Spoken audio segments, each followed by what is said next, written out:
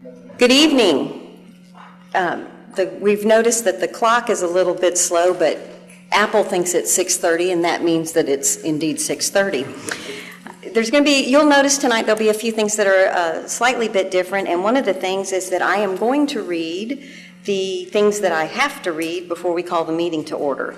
As authorized by Section 551.071 of the Texas Government Code, this meeting may be convened into closed executive session for the purposes of seeking confidential legal advice from the city attorney on any item on the agenda at any time during the meeting. The City of Bastrop reserves the right to reconvene, recess, or realign the regular session or called executive session or order of business at any time prior to adjournment. So, with that, we'll call this meeting to order. I am extremely honored that we are in the presence of our Bastrop High School JROTC. They are accompanied by their instructors, Chief Canales and Captain Fletcher. And tonight we have with us Cadet Lieutenant Commander Kayla Simon, Cadet Lieutenant Melanie Carson, and Cadet Senior Chief Petty Officer Jake Burchett. They're going to lead us in both of the pledges tonight. If you will please stand. You guys can come forward.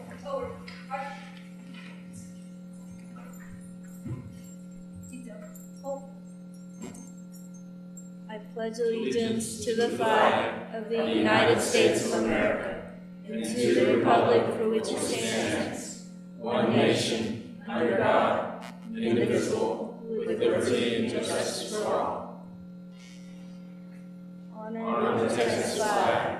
I pledge allegiance to thee, Texas, one state under God, one indivisible. About face. Cadet pledge. Ma'am, this cadet pledge is, I am a junior ROTC cadet. I always conduct myself in a manner to defend my family, school, and corps of cadets.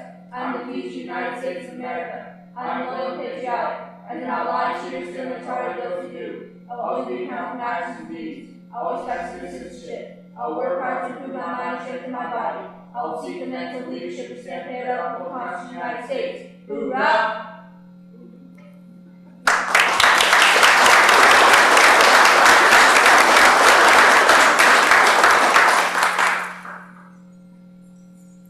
And if you'll please remain standing, Reverend Bernie Jackson will lead us in the invocation tonight.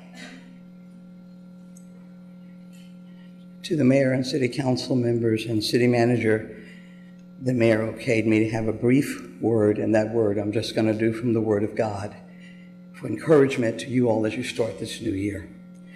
Forget the former things. Do not dwell on the past. See, I'm doing a new thing. Now it springs up. Do you not perceive it? I am making a way in the wilderness and streams in the wasteland. Would you pray with me, please?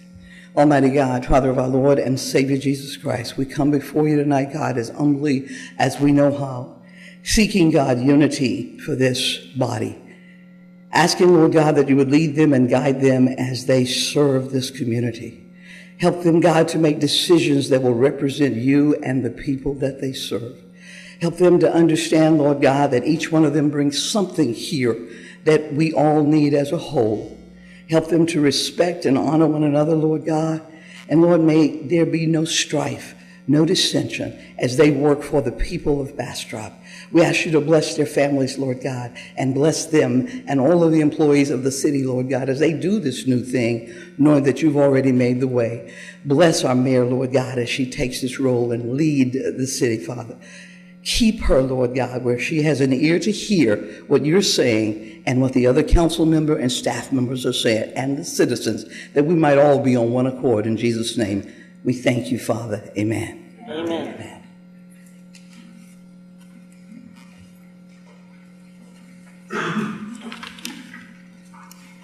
Okay, we're now going to move to the next part of our agenda, and we're going to do that a little different.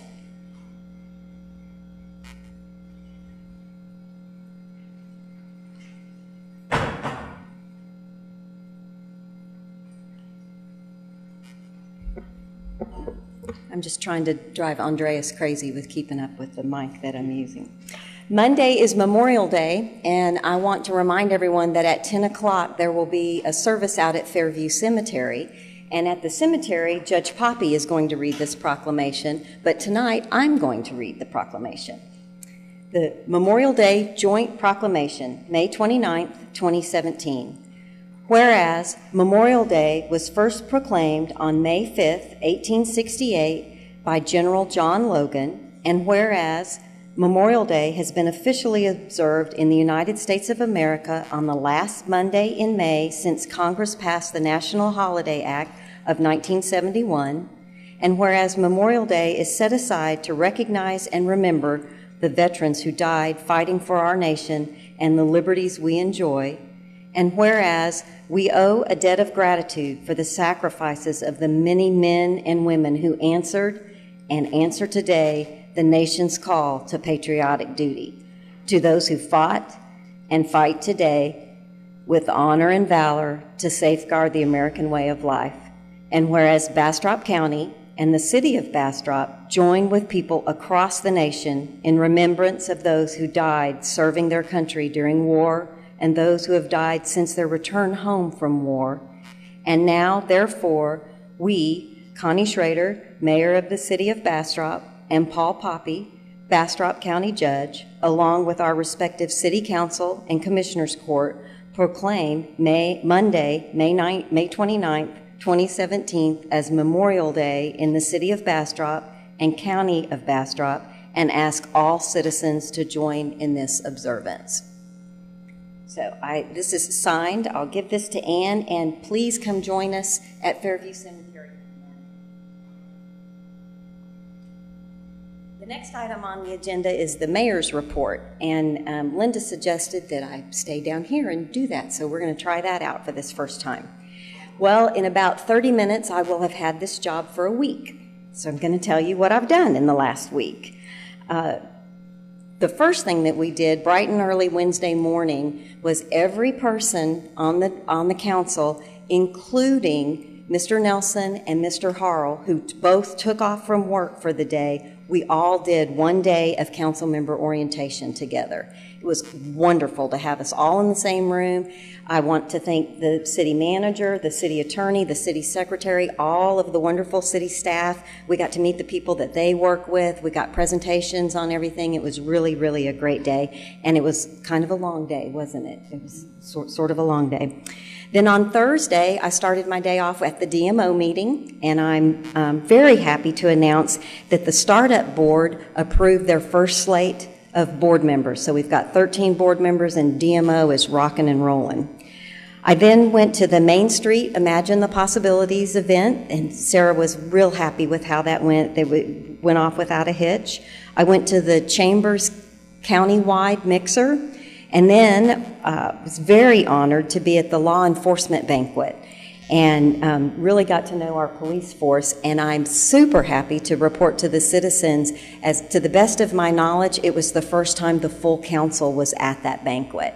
So all of your council members and myself and most of our spouses were in attendance to that. And then it was Saturday. And I thought I was going to get to go to the tennis academy, but did you notice the weather was really weird on Saturday? And that ended up being canceled. So I felt bad for the kiddos, but that was the right thing to do to keep them safe. Then suddenly it was Monday morning, and we did day 2 of council member training, because running the city of Bastrop is not something you can learn about in half an afternoon. So we did that all day Monday. And again, Mr. Harrell and Mr. Nelson took a day off work so that they could be up to speed no matter who's successful at the runoff. Then it was today, and here I am. So what's on the calendar between now and the next council meeting is I'll be attending the Bastrop County Cares Leadership Meeting on Wednesday the 24th. The Best Leadership class is going to have a spotlight on Bastrop, and I'll be greeting those people on Thursday, and then quickly heading over to the tribute for the seniors that to recognize the folks that were involved in the accident in Mississippi. So the city and Blue Bonnet together are doing a tribute lunch. I'll be there on Thursday. Friday morning is the monthly best breakfast. Monday is Memorial Day, and I know I'll see all of you at 10 o'clock out at Fairview Cemetery.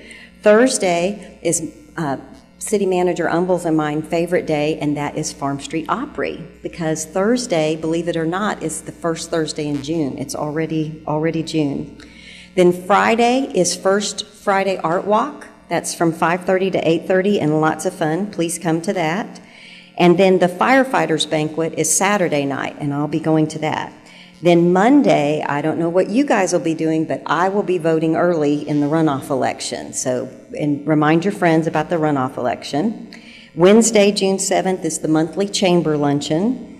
And Thursday, I've been asked to be on a panel, a regional mayor's panel, that is being put on by Opportunity Austin. So I'll be there in the morning, and then I'll be scooting over to CapCog training for new council members. And I'm not sure if Mr. Ennis is going to be able to join me with that or not, but I think he is. Saturday, June 10th, the CASA organization is having their fundraiser casino night. That'll be over at the convention center. So if you like to play with fake money and win prizes, then please go support that worthy cause. And then suddenly it will be time for the Chamber's Government Affairs meeting Tuesday morning, June 13th, and then we'll be back here Tuesday night. So that's my mayor's report. And with that,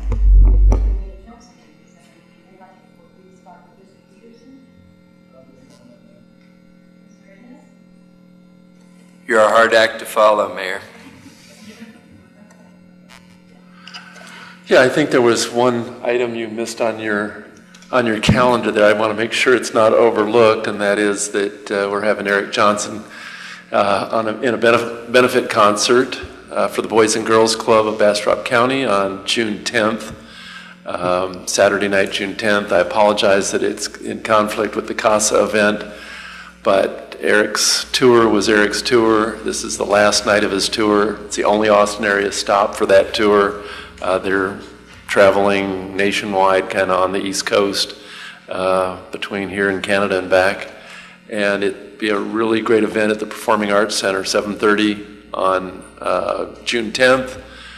www.ticketbud.com is where you get your tickets, or see me. that's one of the things I love about Bastrop is no matter what you're interested, there's always something to do. So thank you very much for pointing that out. Yes, I'd just like to say that I have heard from so many people about Delgado Park on the north side, and it seems that that whole community is very excited. I spoke with Ms. Delgado Lopez, for whom the park will be named after, and she's also very excited and looks forward to being here in September when we have the dedication. Nothing to report, thank you. City Manager. Yes, ma'am, because we have what is likely to be a lengthy work session briefing, and Ms. Ann Beck got another commitment after 7:30. I want to announce that the Bastrop Art in Public Places has 18 pieces of art and sculpture throughout the community at city facilities. And for those of you present, the two beautiful paintings on the back wall that are presented in metal are a part of this exhibit. And they are art at City Hall, there's art at the Convention Center across the street, at the Bastrop Economic Development Corporation, as well as the library.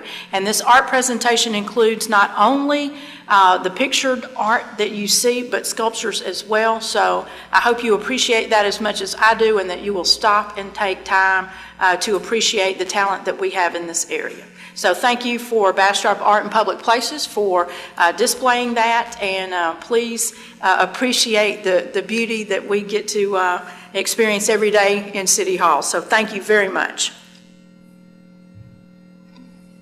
All right, with that, we'll be moving on to work sessions and briefings. We're at item 5A, and we will have a presentation from Bastrop Central Appraisal District Interim Chief Appraiser, Richard Petrie. Did I say that right, or is it?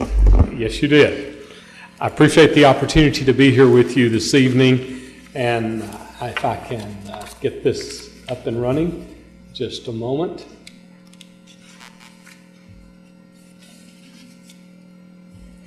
I want to basically, I know that some of you are, you're so young that you haven't been through the whole process of understanding why appraisal districts exist, and so I want to give you a very quick overview of why appraisal districts are even out here in the first place. Back prior to 1980, everybody had their own appraiser. Each group had their own value. It was a really difficult thing for the taxpayers especially to understand. And so the legislature, in their wisdom at that particular time, said we're going to have one place to do appraisal work, and their job is to set or basically level the playing field so that all of your taxpayers are paying based upon what they have. And so appraisal districts were formed. The basis of that whole idea is efficiencies of coming together and providing the service of valuing property. We are required by Constitution and by law to be equal and uniform in all of our appraisal work for the various tax units here in Bastrop County. Each of you pays each tax unit, the city of Bastrop, the Bastrop Independent School District, Elgin, all the other cities and schools pay proportionate to the amount of tax dollars that you generate. So the more basically skin you have in the game, the more portion of the budget that you take care of. And that is by law, that is the way that the cost of the appraisal district does. We are advocates of market value. We are not out there to try to raise values to get more money for any tax unit. We are just by law required to be at market value. The way that we get there is called mass appraisal. The mass appraisal and fee appraisal are two words that are out there in the appraisal industry. Fee appraisal is what you get if you finance your house or some other thing where they go out and they really look at your home in detail. They go through your house and they look at the comparable sales that are occurring in your neighborhood. We obviously don't have the time or the money to go and look at everybody's house, and most people don't want us in their home, quite frankly. So we look at the exterior of homes, and we class those homes based upon generally recognized standards or methods that are international methods. And the basis of that is the cost of replacement of that particular house or business, whatever the type of structure it is, less accrued depreciation. And then we take that information and look at what's happening here in Bastrop as far as sales are concerned. And we adjust our models to meet those particular standards. Now, you've heard a lot about as where do these costs come from? Do we just grab them out of the air? No, they come from a company called Marshall Evaluation Service, a nationally recognized cost service that both architects and people who are constructing homes and businesses use as their method of estimating costs. We take current local costs of construction and based upon the different types of architecture that we put together. And then we depreciate those things based upon each property, based upon its age and its condition, into what's called a depreciation matrix. This is an example of a depreciation matrix. The condition of the property, the age of the property on the left of the matrix, and then the conditions across the top, and you will see the percentage good that are applied to each of these.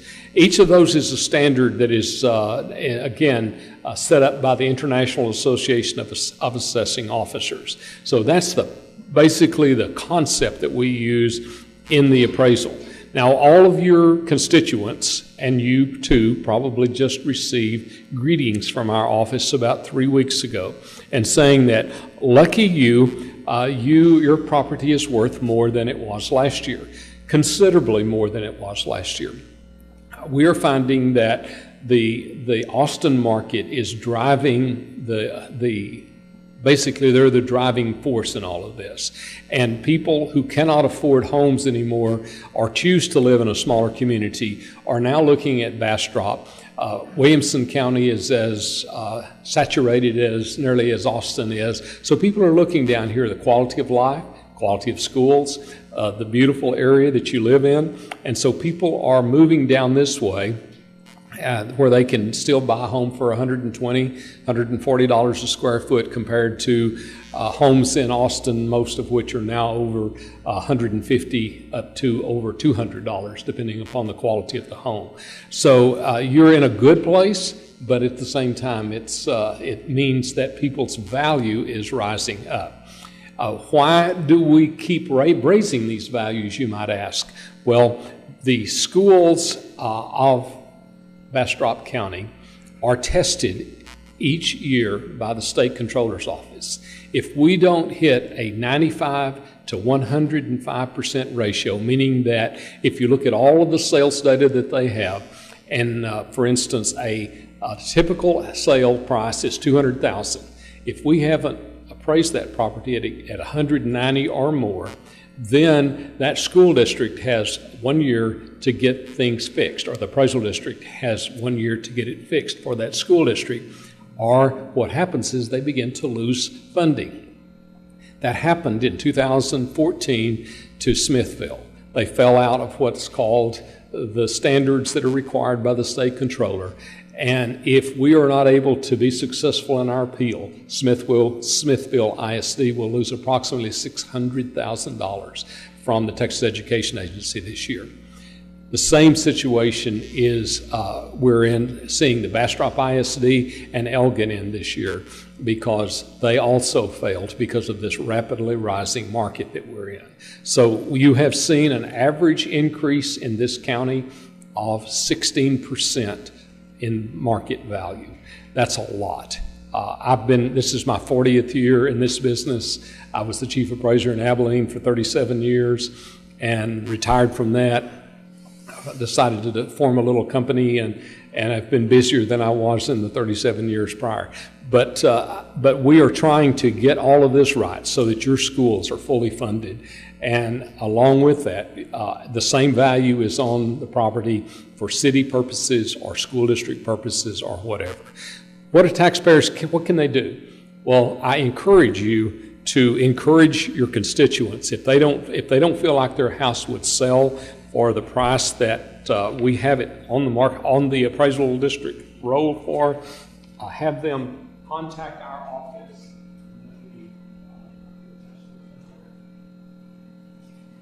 This is an example, and I apologize for not having a slide on this, but every taxpayer that wants to come into our office can go through an informal appeal. And we will talk to them. We will go through their individual property. We will talk about each phase of that property, each part, or what's called a segment of living areas, any other buildings that are on the property, porches, everything right down to the last bit of square footage of their particular property.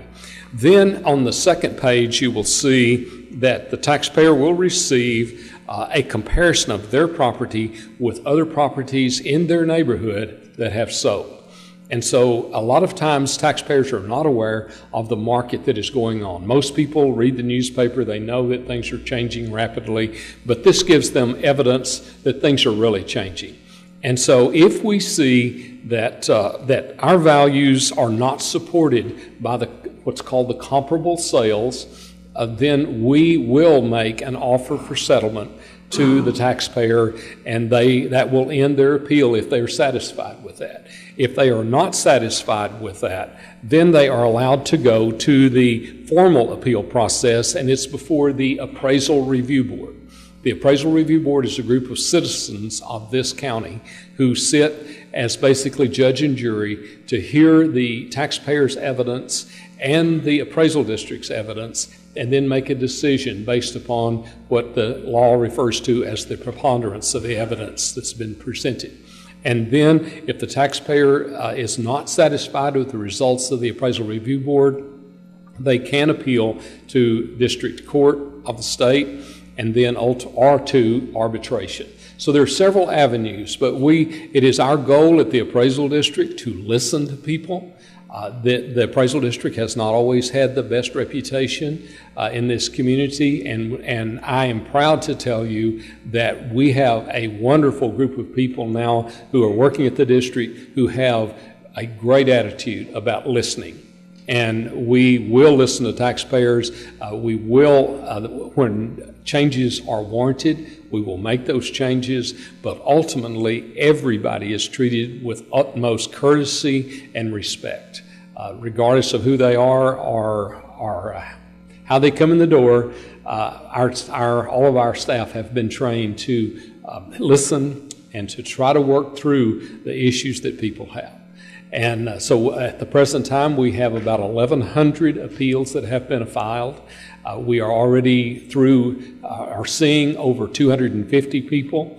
And of those people, all but I believe 33 at the present time have felt either that the data supported the numbers that we were coming up with, or the change that we made to their values is satisfactory and they've withdrawn their protest. So we're making good progress, and I feel like that we are on the right road. I will be with the district, provided I know I don't get shot in the next few weeks. I will be with the district until August of 18, the board of directors, who you actually have a say in electing those 5 board members to the board. And they have asked me to stay and basically turn the ship around. Again, we're working very strongly on customer service and respect to the taxpayer. And so those are our key elements, and accuracy of data. Where we found that the district had not been regularly inspecting properties. There were many properties in Bastrop County that had not been looked at in 8 years. So that when you don't see property, you can't possibly appraise it well.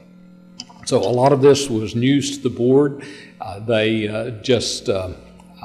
So we weren't in compliance with international standards. I actually was on the executive board of the International Association of Assessing Officers when I was chief in Abilene. And so I bring a lot of best practices, I guess you might say, to Bastrop. And we're incorporating all of those. We use a lot of the information. I'm a facilitator for the Covey Leadership Group that I teach several different session or types of programs called Great Leaders, Great Teams, Great Results, and also 7 Habits of Highly Effective People. And so we're incorporating those programs into the operations of the district, which is, I believe, really making a dramatic difference in where we're going. So I'm going to stop there. I know you've got a big agenda, but your values in the city of Bastrop are up about 11%. And so I believe that once the dust finally settles and all the appeals are done, we'll probably be in the 9% increase range. I think Councilmember McNally has a question. Yes, sir. Thank you for coming, Mr. Petrie. Is it Petrie or Petrie? Petrie. Petrie. Long okay. E's. We had, as you well know, I'm sure, a lot of flooding victims, and as well as the fire victims before. But the flooding victims is what I want to talk to about now. Do you have the FEMA list of those properties that were affected by water? And did you make adjustments so that those people's property values have not gone up? Because I know of a couple of people who can't sell their houses right now. Yes, we have. We do have that information, and what we do is try to compare the flooded houses, a few of them that have sold, that have a history of flooding, because of course you have to disclose that information to a potential buyer. And so we're looking at the differences of those values compared to the houses that have not flooded that are selling right in that same neighborhood, to give us some margin of difference or how to make an adjustment for those properties. So if anyone that you know, any constituent that you have has a flooding, and it's always a good idea to just verify with us that we have that information in place. Okay, so do they need to come and see you and talk to you about this you don't automatically take that into consideration. Is that right? If we know that, we do take it into consideration.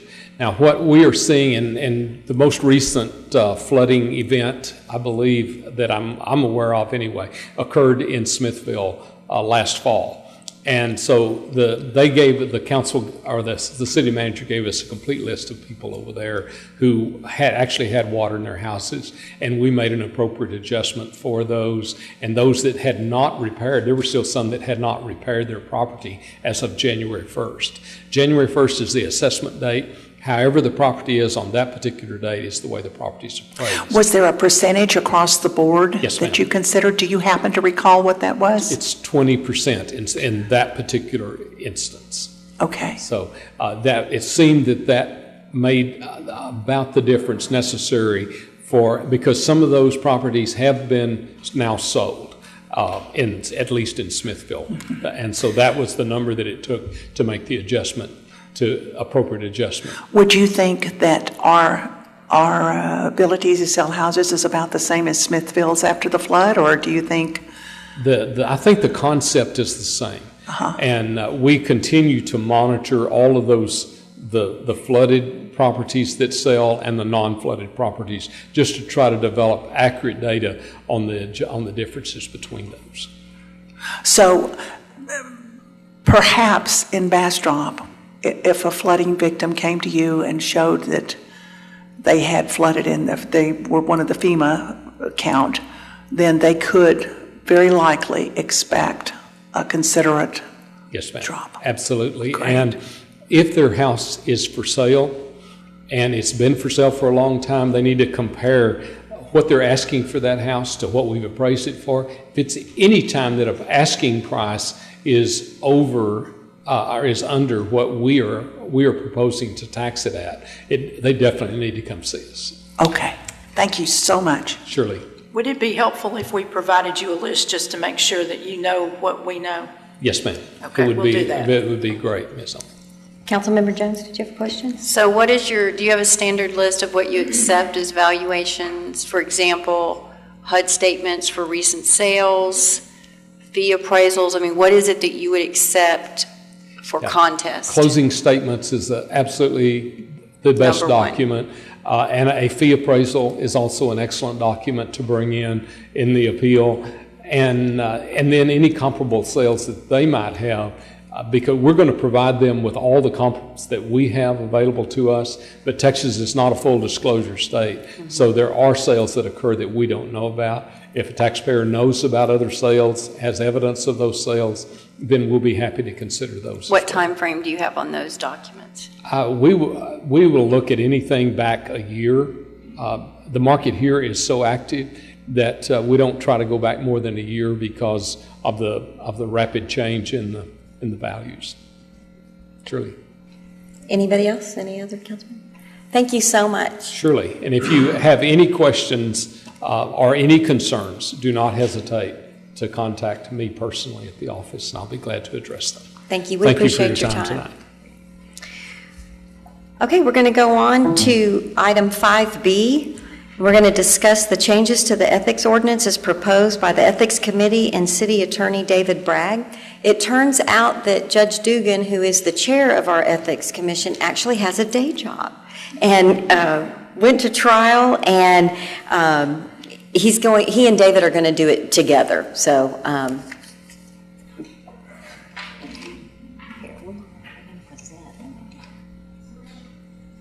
we're going to hear their presentation, and then we'll take any citizens' comments after they're done with their presentation. Thank you, Madam Mayor. First of all, I was kind of wondering, if I don't like my appraisal, do I get to appeal it to myself? That's a conflict. Thank y'all very much. First of all, I was going to say it would violate a whole lot of things, my day job included. I want to thank y'all for the chance to speak to you, Madam Mayor and council members. And I also definitely want to thank the city manager and the city attorney, because we had a workshop on May 1st with the other two commissioners, Reverend Hines and Corporal Tank, and it's been a pleasure working with those two other individuals on the commission. We realized in light of the recent work that the commission had done that we really needed to revise or modify, if you will, the ordinance. A lot of it was cleanup, and the city attorney, I need to publicly commend him because he went through line by line, word by word, period by period, going through it. And so there was a lot of cleanup language that needed to be done. Because, I've been a judge for 8 years, but I've never written legislation. And so going with the task force to help write the ordinance, it needed some cleanup. But some of the major changes, the highlights, if you will, one of the things that we really would like to be amended is to increase the commission from 3 members to 5 members. It would be better if we had 5 because we had to have a significant delay in our work this last spring because one of the commissioners was out of town, out of the country actually. Corporal Tank was out of the country for an extended period of time. And so if you have 5, then it makes it a little bit better because then the quorum, the proposed change would be a quorum of 3. Now, me personally, I would rather have all 5 members if we do have 5 members than if you have all 5 to take action on a formal complaint. 4 would have to be present. You would need 4 to vote on it. If you have 5 present, you would have to have 4 to either propose something with regard to the complaint or to dismiss the complaint. Or if you just have 4 members present, then you have to have 3. So you would have to have sort of a super majority, if you will. Or if you just have 3 present, all 3 would have to vote either in the affirmative or to dismiss the deal. Another highlight is to add some definitions to what is confidential information under section 1.15.037. Another highlight is that the commission, if the city attorney is conflicted out, then the commission must get outside counsel. The other commissioners and I felt very strongly about tax dollars and the amount of tax dollars being spent on attorney fees. All 3 of us were very cognizant of that and felt, we'll just do it alone. Bad idea. We should have had outside counsel. And so this makes it mandatory if the city attorney is conflicted out.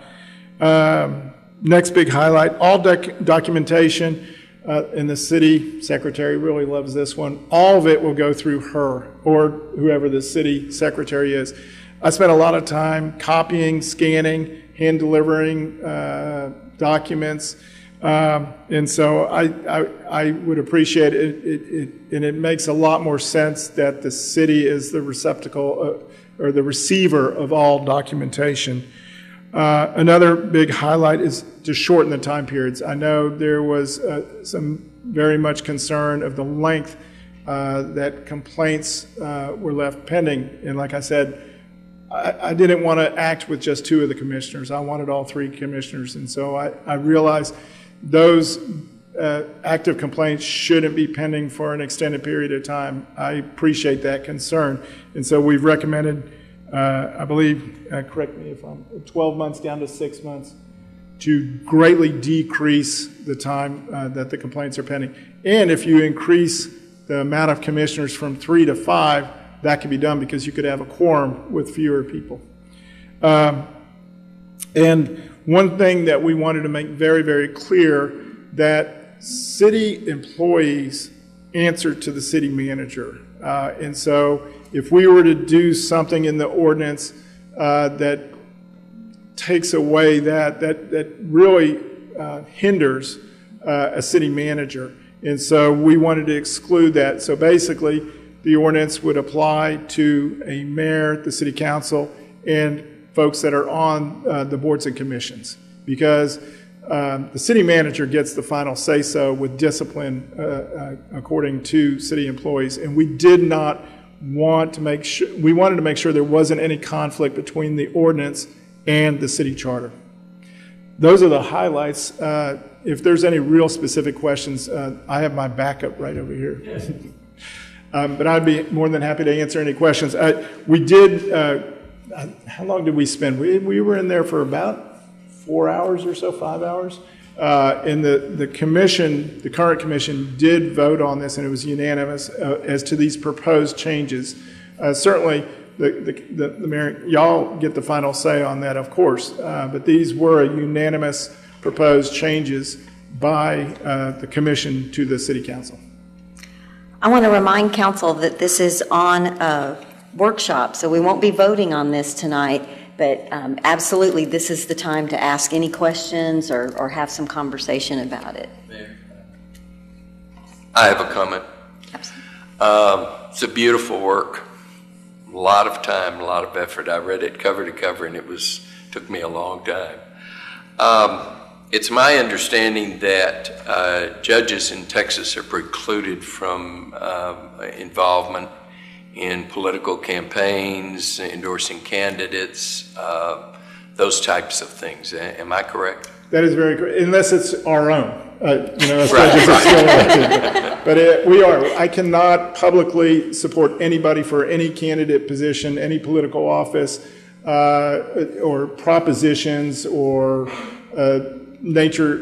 It's always ironic to me that judges are holders of, and we have to secure people's constitutional rights, and our rights are, our free speech and are curtailed. But I certainly have no problem with that. Judges cannot do that. That's correct.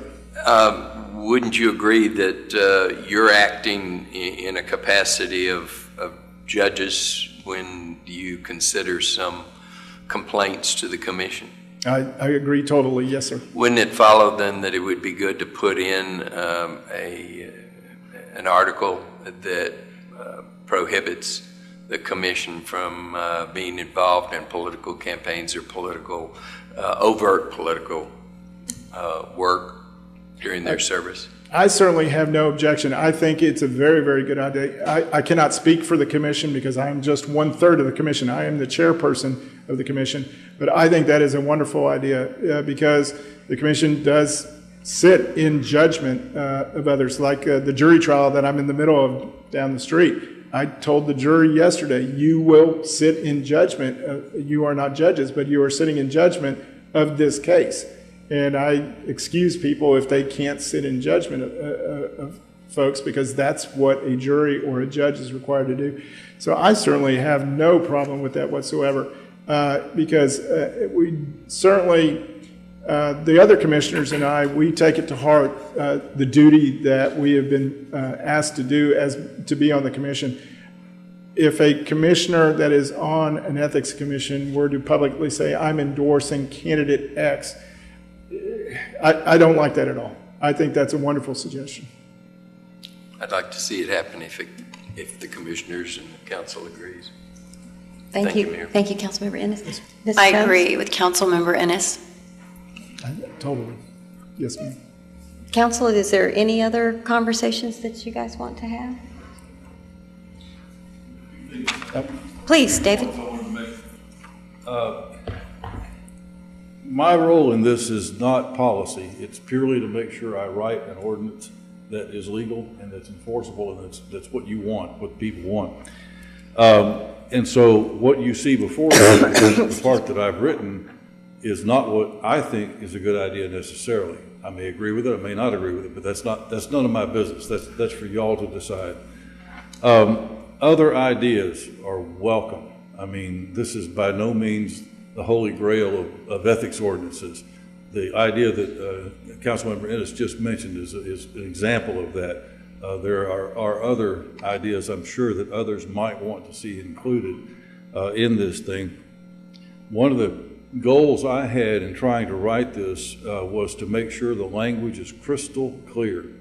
The last thing you want in any ordinance, especially an ethics ordinance, is one where there's room for interpretation, room for, we want to eliminate as much of that as we possibly can. One of the particular problems, there was an idea that we want to prohibit the discussion of anything in executive session outside of executive session. And the way other cities have handled that has been to put it in their ordinance, their ethics ordinance, and make it a violation of the ethics ordinance if someone does that. As a matter of policy, think about one other thing in that connection. Your contacts with constituents are not necessarily a bad thing, even though it may involve litigation, even though it may involve other things that we normally would consider executive session material. I have one instance where, because a council member was able to maintain a tie to a person, we were able to take advantage of that and then move a case along and get it resolved. At the same time, you've got to be extremely careful not to disclose anything outside of executive session that would be harmful to the city. I don't know that that's been done. All I know is we got to take both of those things into account. You don't want to cut off Ms. McAnally's relationships with constituents and friends that could benefit the city by artificially tying someone's hands in a way that's too restrictive. So when you're reading that, just kind of keep that thought in mind, that it's maybe some area that needs to be revised. By and large, oh, and also you should have both the red line version and a clean copy, and I think that's on the web as well for people who want to read it and see. The red line, of course, is very difficult to read because that's the nature of the beast, but it does show exactly what was changed and exactly what was not changed. You will see one provision in there taken out, and that is the idea that when a person does not vote on something, they must file, explain why they don't vote, and then they must file a certificate. That was eliminated by me as a matter, a legal matter. It's unconstitutional. But aside from that, there already is a state statute that requires you to file the form that's over there whenever you have a conflict. You have to do it in advance of the beginning of the discussion, and so that it's already covered by state law, and therefore we don't need it repeated in the ordinance. That was the thinking. So that's kind of where we are, and this to me is a time of careful thought and analysis, and then at the appropriate time, I'm sure the mayor will present it back to you. Any questions? Thank you. Does anybody else have anything they want to say? I have a request from a citizen, Connor McAnally.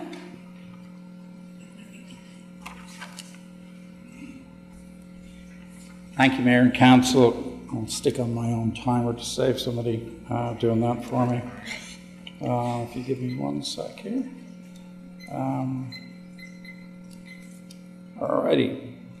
No, it's 30 minutes. You don't want me to do 30 minutes, do you? I got you. There we go. Here we go. First of all, commendations to those who've gone and done some work on the ethics ordinance. That's great. I think by and large a lot of good work has been done.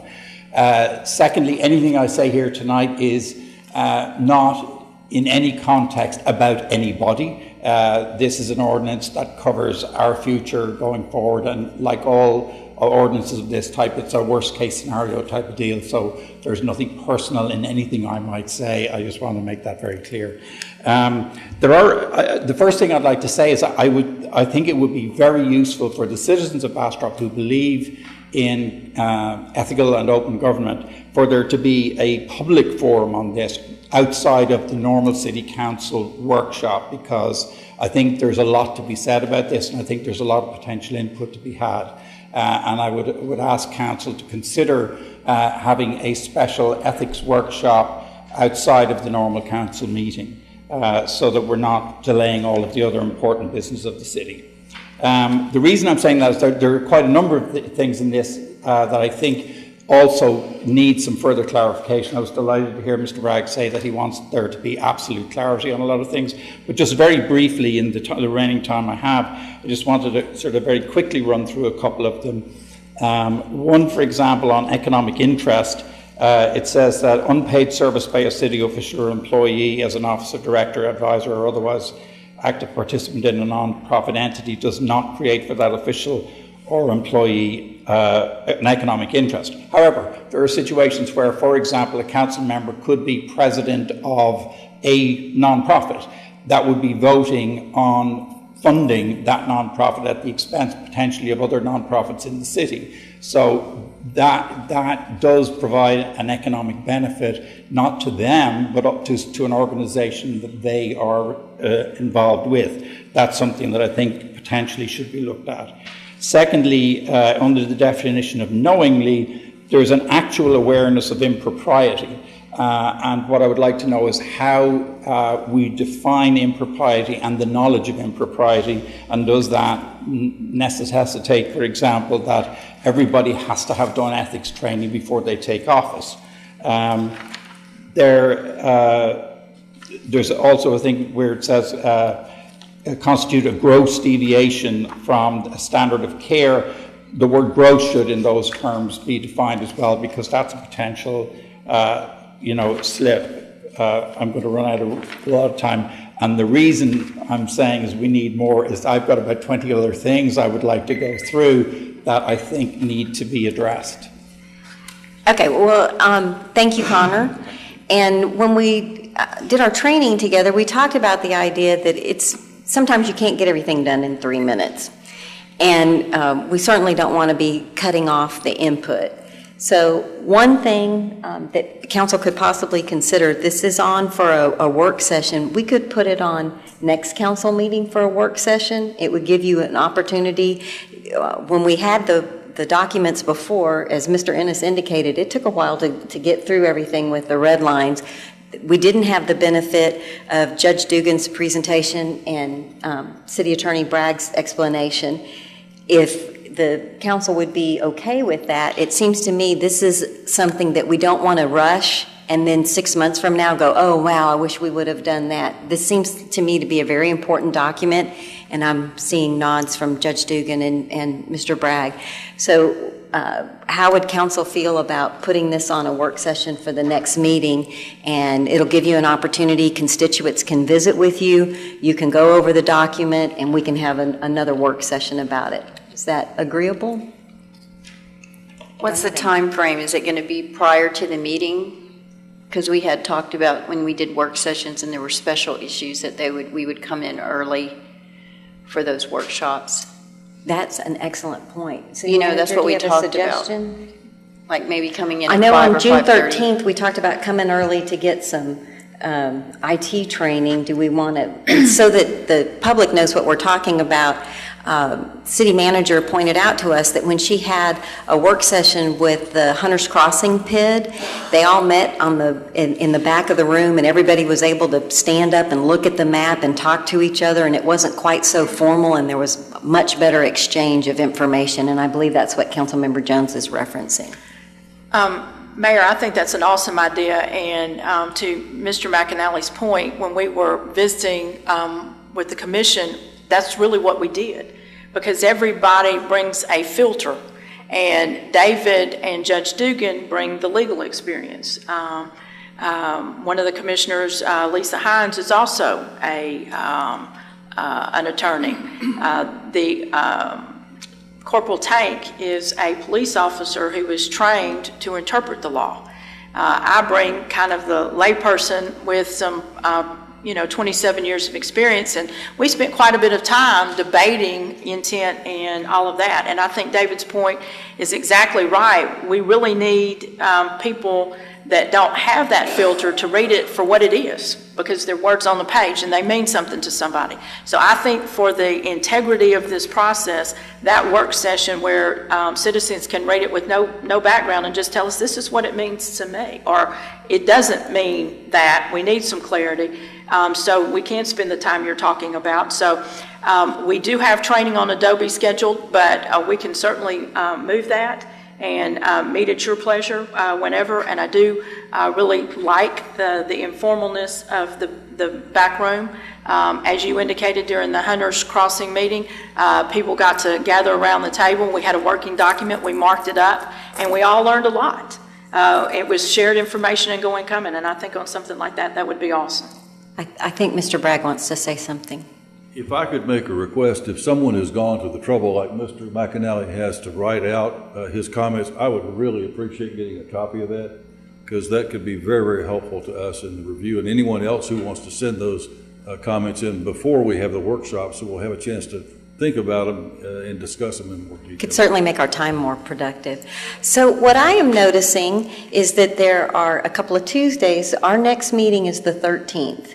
So one option would be to hold the workshop before council. I don't have to work 8 to 5 Monday through Friday, so I can be here at 5:30, but I don't know if that puts an onus on everyone else.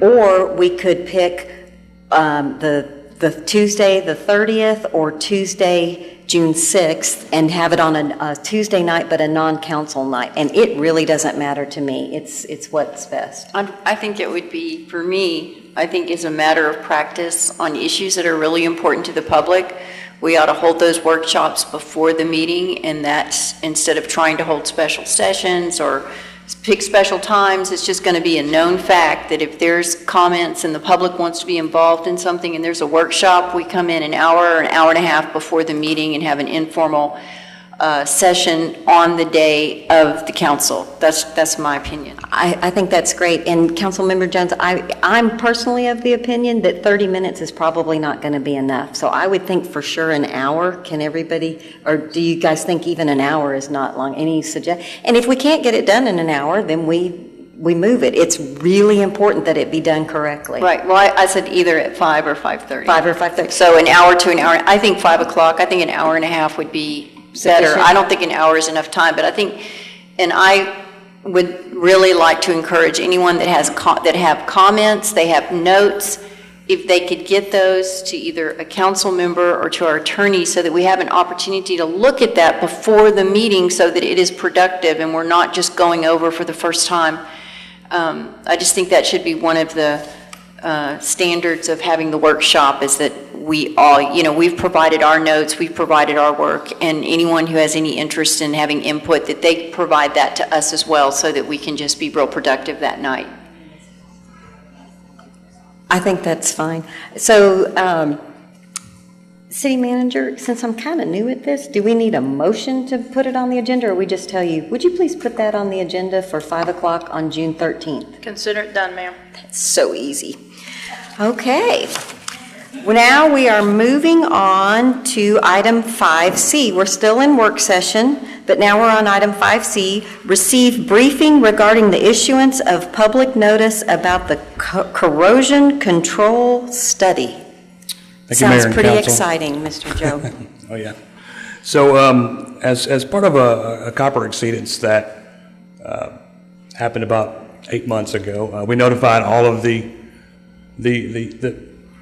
people that took the test from their home, everybody in that 40 sample pool, and the TCEQ would like us to do a corrosion control study. So we've started that. We've been about a year and a half in, but sometime during the transition of city managers, we didn't get the notice on time to send out a public notice about the corrosion control study. So before we send it out, I wanted to take just a minute to say, hey, we're going to send out a notice about the corrosion control study, and it's not for something, an exceedance level, it's simply for the failure to send out the notice. But there's some language in there that makes people nervous. So before you see that, I just want to make sure that you're aware that it's only for not sending out the notice, not for something that's going to make you sick. So. Mr. Joe, but unfortunately for you, sometimes when little mistakes like that happen, you get to share that mistake with the whole city. That's so correct. I apologize that's happening. correct. But it's very important that our citizens know, and mostly council, that you're aware. So if you get the phone call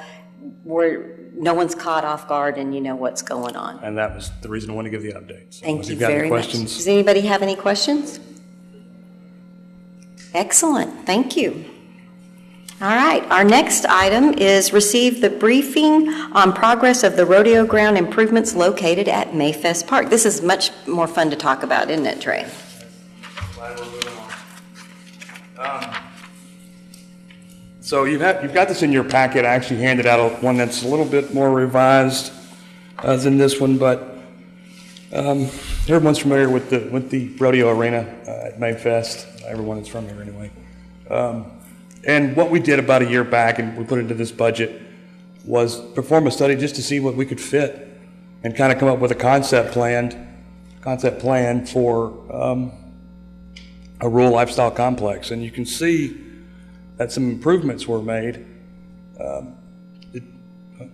Wrong button, sorry. Let's not do that. I may need some IT help. Hold on. Yeah.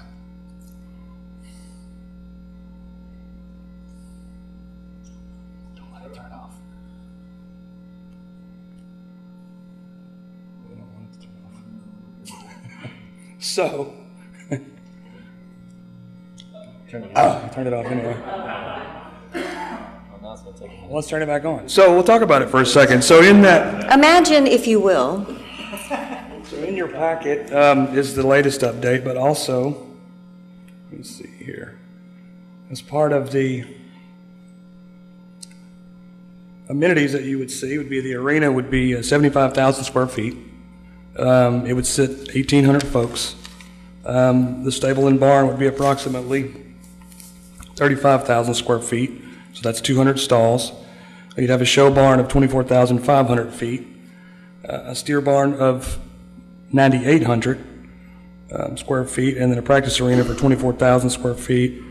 Total parking spaces are about 450 around the rodeo parking area. Of course, we're gaining another 158 with the county's new building that you'll see on here. This will come back on. And basically a small vendor area and a park area that will be about 2 acres. So the rodeo complex itself would be about 24 acres. And then there would be a small 2-acre park. We have some playgrounds, and walking trail, and vendor area. So when you decide to have events out there, that's exactly what you'll do. You have vendor space. Of course, there'll be improvements to all the existing buildings and restrooms and things of that nature. But I've also attached in here about 2015, the city took over the rodeo arena, if you're familiar with that. I know some of you were on the council then, so you are.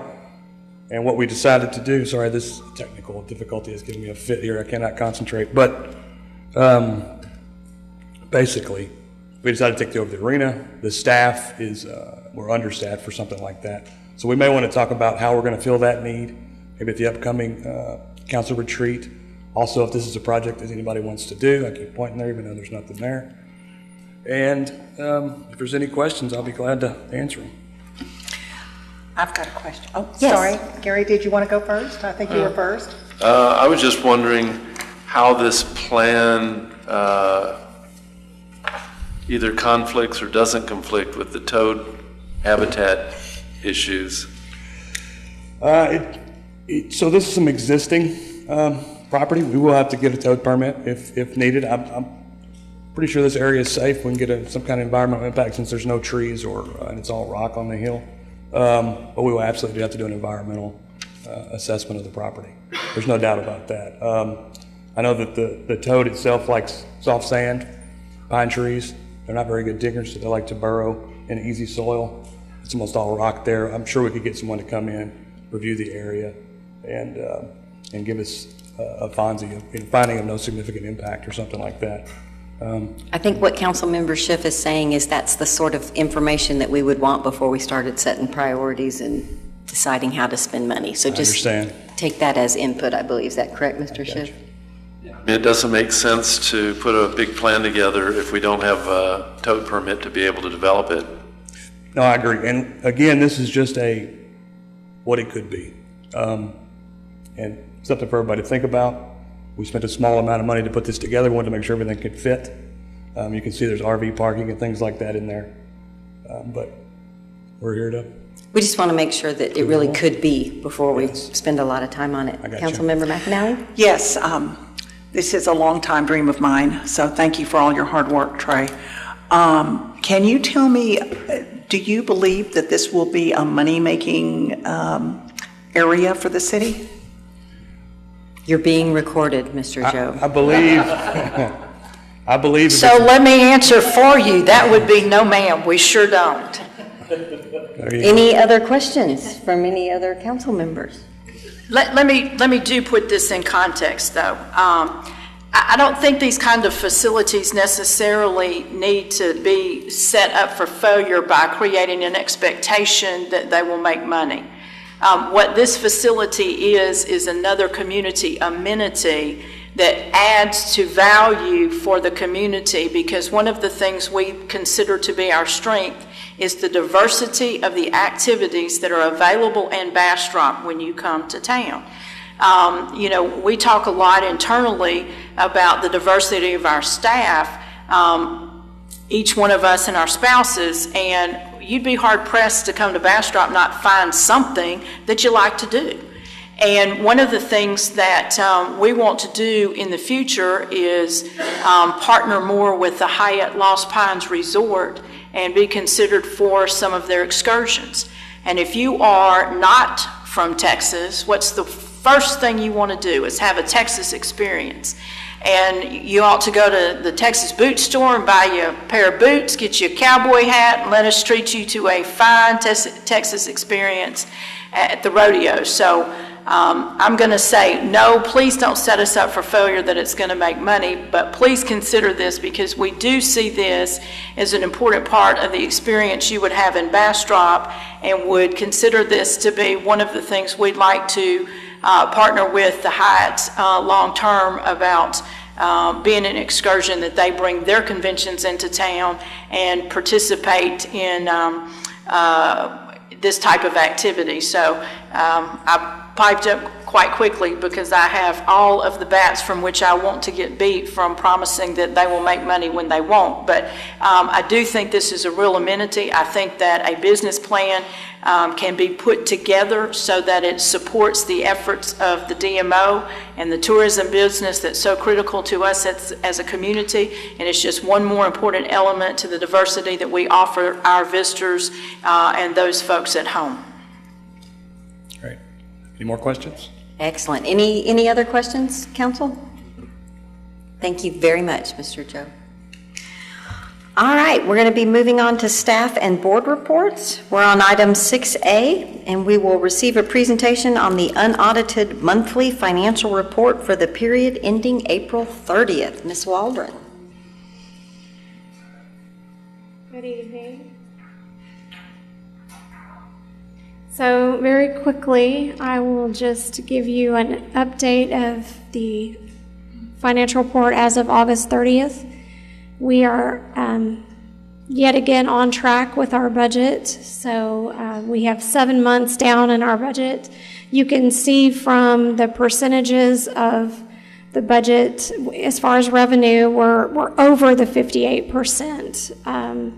Where we stand in our budget, and our expenditures, the majority of them are under. So we are right on track this year. If there's any questions that you had when you reviewed the report, I can answer any questions. Mr. Schiff? The only comment, and I'm sorry, I'm using an iPad for the first time up here. Can't find anything, but I will make the comment on my observation from memory, and that is that I was looking at the report on our legal fees to date, and our legal fees this year are a fraction of what they've been in years past. Oh, look at that. It's up there too. Oh, you got it up there? Anyhow, $75,000. So to me, and I'm looking at, even if we throw in the settlement amounts that we had, we're still way, way under what we've spent in years past, and I commend our city attorney for that. Thank you, sir. Anybody else? Mr. Peterson? Tracy, Yes. you feel good about the way things are going? Yes, this year we're just right on track with our budget. It looks well. Thank you. Thank you. Thank you very much. Okay, item 6B was, we were going to get our report from the Economic Development Corporation, but Sean's traveling, so that will be put off till next meeting. He's out of town. Madam Secretary, do I have any citizen comments?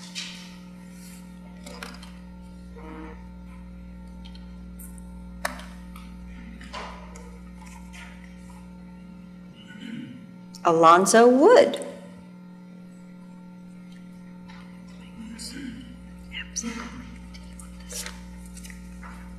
Mayor and council members and city manager, I'm here representing your representative.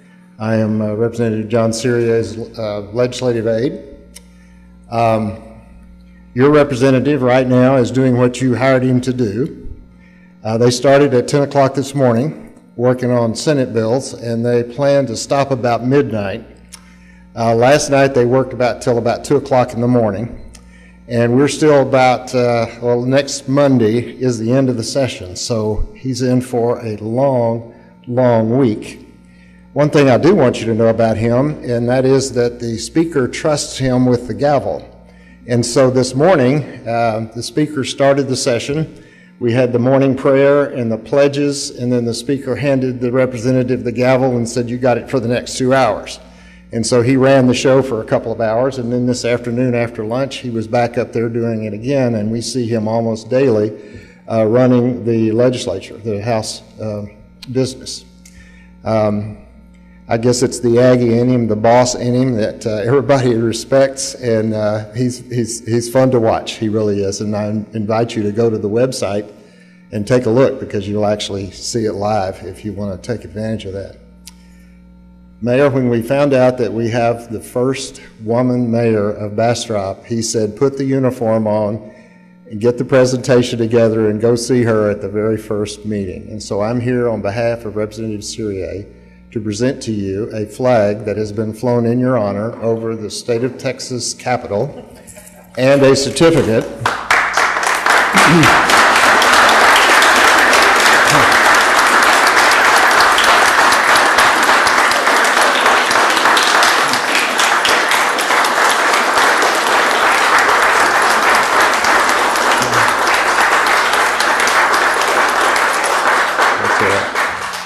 I have a certificate here, and in deciding what day to put on it, I put May the 6th, because that was the day that this city decided you were going to be the leader. So this certificate will honor not only your election as the first mayor of woman mayor of Bastrop, but also it will have the date that you were elected. And this Texas flag is a nylon flag, so it'll fly really easily out there. And by the way, while we're talking about flags, when you get ready to dedicate that park, let's talk, and we'll make sure you have a Texas flag, all right? All right. Congratulations. Thank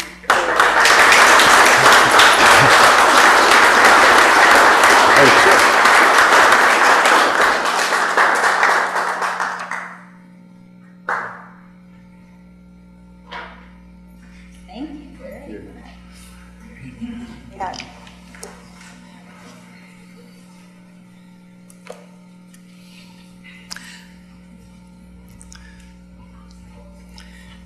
I want to thank him. If I may, Alonzo, I just want to thank you before you walk out. I also want to say this time a couple of years ago, Representative Syrier's office was hustling and bustling to try to get the bill passed that would allow us to use hot funds, just Bastrop, for us to use hot funds to help enhance our sports arenas. So thank you very much, Representative Syrier, Melissa, Alonzo, everybody who's done so much. Thank you so much. Thank you very much. Thank you, Ms. McNally.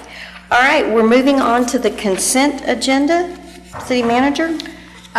Mayor, I just realized earlier that we have 2 sets of minutes on the consent agenda for which not everybody at the dais was present. So if you don't mind, how about we pull May 9th out for separate consideration, and then just leave May 16 on the consent agenda, please? Okay. Is there anything else that needs to be pulled? Mayor, I'd like to pull. Would you please turn on your mic, Councilmember Ennis? I'd like to pull 8C. I have a proposed amendment to that resolution. Okay. Thank you. That means that we will have on the consent agenda consider the action to approve the minutes from May 16th, and then item 8B. Do I have to read 8B? Yes. Madam Secretary, would you like to read 8B for us? The consent agenda reads as follows. Item 8A, consider action to approve minutes from the May 16, 2017 meeting. Item 8B, consider action to approve the second reading of ordinance 2017-16 of the City Council of the City of Bastrop, Texas, granting a conditional use permit to allow a one-story church administration building for 0.44 acres of Farm Lot 1 east of Main Street, located at 1208 Water Street, within the city limits of Bastrop, Texas, setting out conditions, establishing an effective date. That concludes the consent agenda. Do I have a motion? I move for approval of the consent agenda. I second. I have a motion and a second. Do we have to call the roll if we just say aye? Okay, Madam Secretary, will you call the roll? Councilmember Schiff, Yes. Councilmember Jones, I'd like to apologize for my previous vote of no and wholeheartedly vote yes. Councilmember McAnally, I'm sorry, I was just thinking about the flag. Can you say it again? It's the consent agenda. Yeah, oh, yes, absolutely. Yeah. Councilmember Ennis, Yes. Councilmember Peterson. Yes. Great. Okay. Then do we want to consider the action to approve the minutes from May 9th? If I could have a motion on that? I move that we approve the minutes of the meeting for May 9th. Second. And the second from Councilmember Jones. Madam Secretary, if you would call the roll.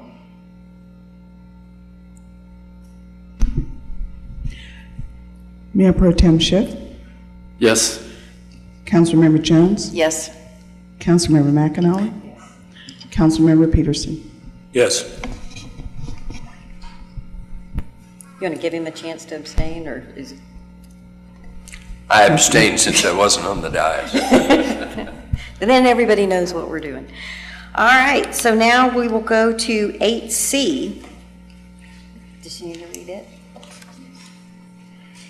Consider action to approve the second reading of ordinance 2017-14 of the City Council of the City of Bastrop, Texas, granting an amendment to the Pecan Park Residential Plan Development, ordinance number 2015-15, for approximately 204.576 acres within the Mosaic-Rosé Survey, abstract number 56, located at the terminus of Childers Drive within the city limits of Bastrop, Texas, as part of the overall Pecan Park conceptual plan, setting out conditions, establishing an effective date.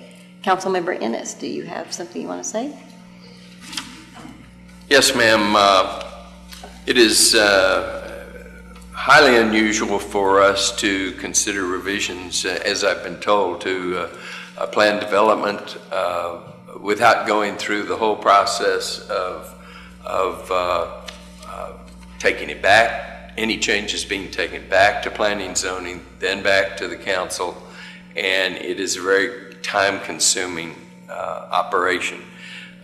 We have put in this resolution that a administrative review, and there are some concerns since this is so highly unusual that it go directly to the city council. And so the original resolution said go to the planning department and then to the city manager if there was some conflicts or definitions that needed to be made. I'm proposing that it go directly to the city council, directly to the city manager, so that this first time that we do this, we can instill trust in our citizens that this is going to be a fluid operation and that we can have administrative review in the future. Do I say? Is that a motion? I propose that. I propose us passing. Do I need to make that a motion for the amendment, or a motion to approve 8C with this language change? The second one. Then I propose that we approve 8C on second reading with the change on section 1C. Allow the following minor amendment process. The city manager shall have the authority to administratively approve a minor amendment to the standards and requirements of the plan development. I have a motion. Do I have a second? A second. I have a second from Councilmember Jones. Is there any discussion? Yeah, the only question I would have, are there any issues legally for us to make that change at this point in the process? It doesn't cause Duke any problems moving forward with that minor change? There are no legal issues. The reason for having multiple readings is to provide the opportunity for amendment. And so you're actually doing what the process was set up to do. Fine, I'm happy with it then. Yay. Is there anybody else happy? Any other comments? Councilmember McEnany? Sorry. Let me understand this, Bill. Are you saying that in the usual process, we would still send things back to planning and zoning if we had questions like we did? Or are you saying that any little thing from now on goes straight to the city manager, no matter what P&Z thinks? On this particular project, am I not? Okay, thank you. No, not a change in our overall procedure.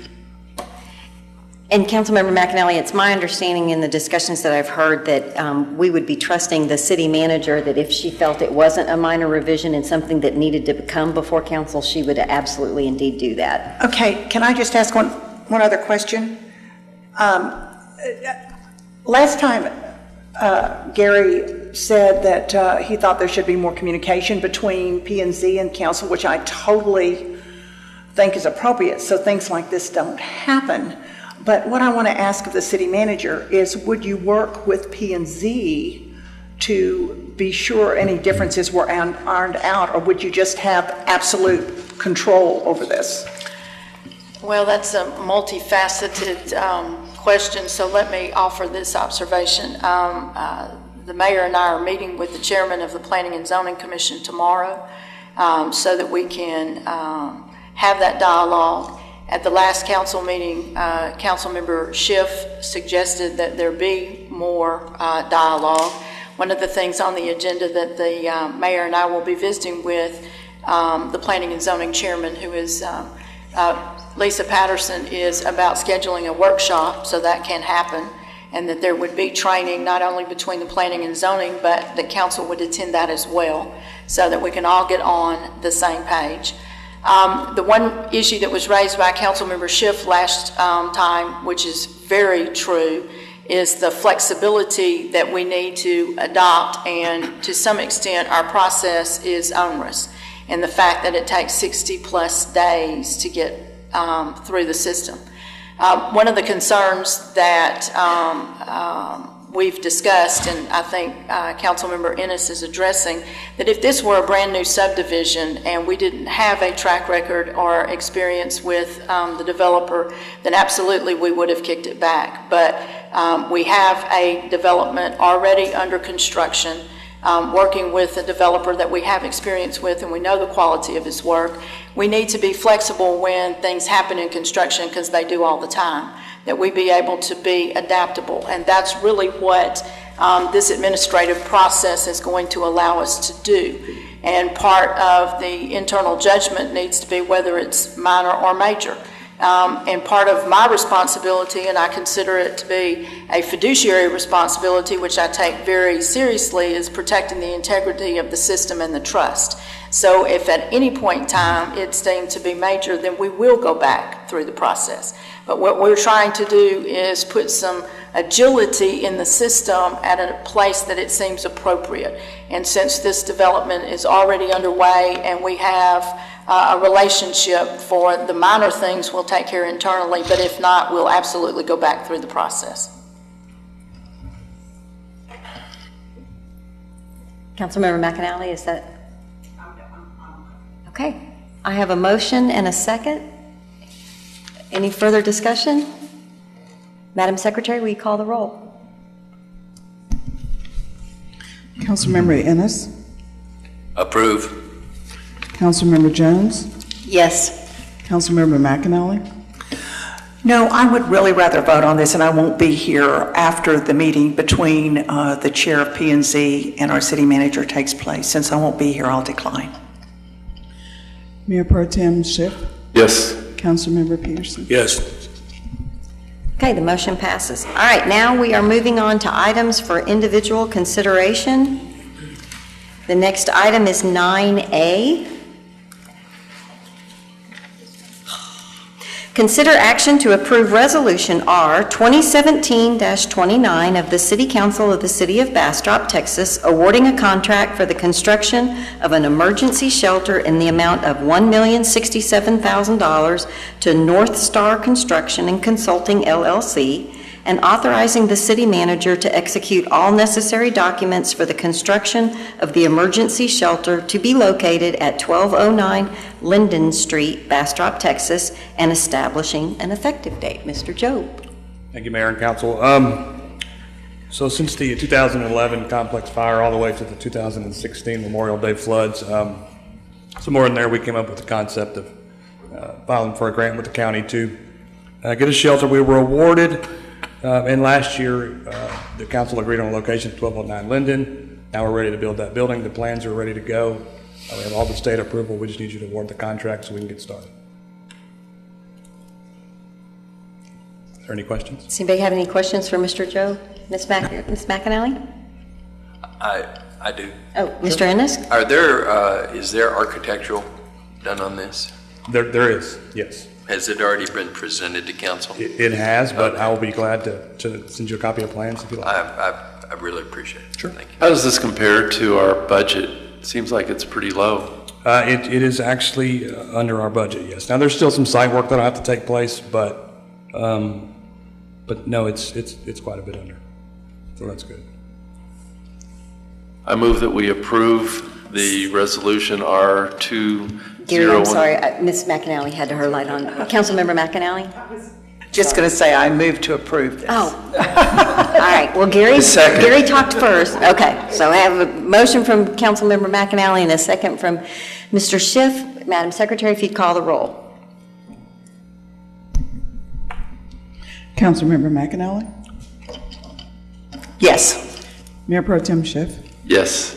Councilmember Ennis? Yes. Councilmember Peterson? Yes. Councilmember Jones? Yes. Great.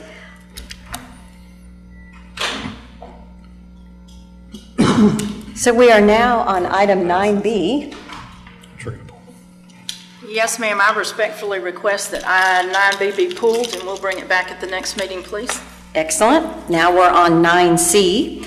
Consider action to approve Resolution R 2017-31 of the City Council of the City of Bastrop, Texas, awarding a contract for the construction of a new monitoring well and a 1,500 gallon per minute production well in the amount of $668,539 to Bryn Water Wells, authorizing the city manager to execute all necessary documents for the installation of the monitoring and production well, henceforward known as Well Site J, and establishing an effective date. Mr. Joe.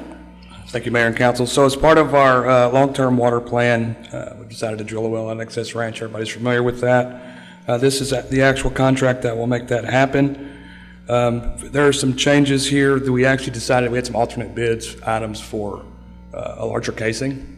And what that'll do is allow us to produce more water at a later date, lower the pump if we need to, things of that nature. So it was a good decision, and Bryan Water Wells came in with the lowest responsible bid, and we're asking that you award the contract tonight. Council, does anyone have any questions for Mr. Job?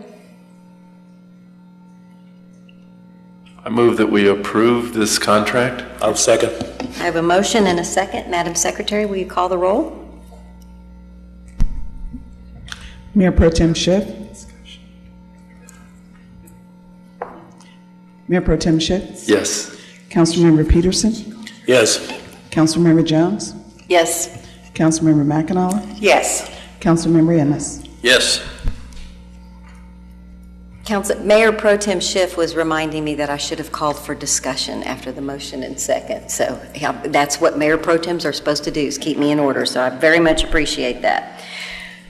And then I told him you should answer when she's calling your name for roll. So we're having fun up here. Y'all may not be, but we are. Okay, item 9D. Mayor, before you begin that item, I represent Tahitian Village, so I will not be able to answer any questions pertaining to that particular item. Thank you. But we are still going to hold our public hearing, correct? Oh, yes, ma'am. So we are going to hold a public hearing and consider action to approve a replat of Tahitian Village, Unit 4, Blocks 9, Lots 4-1257, 4-1258, 4-1259 with subdivision variance from Chapter 10, Section 7.10.1 and Section 7.10.2 F, Suburban Standards for Lot Size and Lot Depth. Mr. Brandon. Thank you very much, Mayor Council.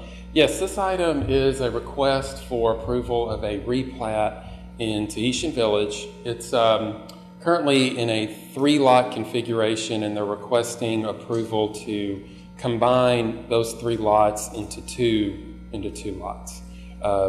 Normally, this would be an administrative process, but because our subdivision regulations require certain minimum lot sizes as well as certain depth to width ratios with the dimensions of those lots. Mr. Brandon, can I respectfully interrupt you and suggest that you go to your exhibit that has an aerial view, because what we're all looking at is not overly helpful to your discussion. I apologize. I was trying to get it rotated.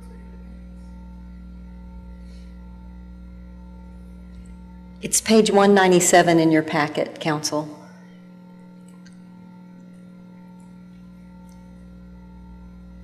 Thank you. Thank you very much, Mr. Brandon. Sorry for interrupting. It is located in Tahitian Village, a little... I was trying to remember what street it is.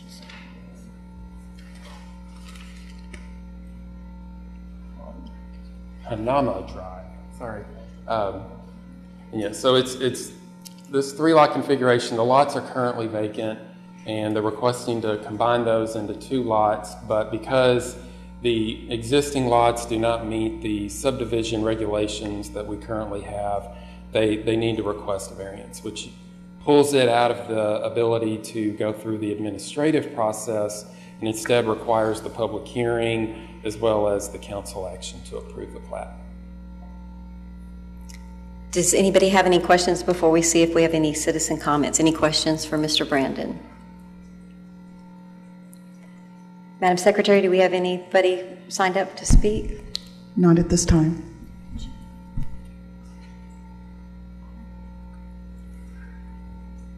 Should I do it again, just in case? Well, she was wondering if I had opened it. I thought we had opened. So we opened the public hearing, there's no one to speak, and now we'll officially close the public hearing. Given that, I'm ready for a motion. I move for approval. I have a motion and a second. Is there any discussion? Hearing no discussion, Madam Secretary, if you call the roll. Mayor Pro Tem Schiff, Yes. Councilmember Peterson, Yes. Councilmember Jones, Yes. Councilmember McAnally, yes. Councilmember Ennis. Yes. Excellent. So now we are on item 9E. Consider action to approve Resolution R-2017-33 of the City Council of the City of Bastrop, Texas, approving a contract for election services between Bastrop County Elections Administrator and the City of Bastrop, Texas, and establishing an effective date. City Manager. Mayor and Council, you have before you this evening the contract for election services between Bastrop County Elections that would have an election date of the 17th and would also call for early voting, I believe, on... I think it starts June 5th. 5th through the 13th. I appreciate the fact that our citizens actually read the packet. That warms my heart more than you will know. And they found that there's no we to this, I had attached the wrong contract. We have the correct contract already signed and approved by the Commissioner's Court for Bastrop County. And on pages 13 and 14 of the attachment in your packet, it references the incorrect date, but the correct date and the contract that, if approved, the mayor will sign has the election date on the 17th. So thank you to everybody that actually reads what we produce and holds us accountable. I really appreciate it. Thank you. So we don't need to make an amendment or anything. Okay, so I'm ready for a motion. I move that we approve the resolution as amended. I'll second. Sorry. Give the tie to the lady. Councilmember McAnally has the second. Is there any discussion? Madam Secretary, if you'll call the roll. Mayor Pro Tem Schiff, Yes. Councilmember McAnally, Yes. Councilmember Ennis, Yes. Councilmember Peterson, Yes. Councilmember Jones. Yes. All right, we have no items for executive session, correct, City Manager? I move that we adjourn. Oh, wait, Mr. Peterson. Oh, y'all are killing me. Okay, I have a motion and a second. Everyone who moves to adjourn with an aye? Aye. We are adjourned.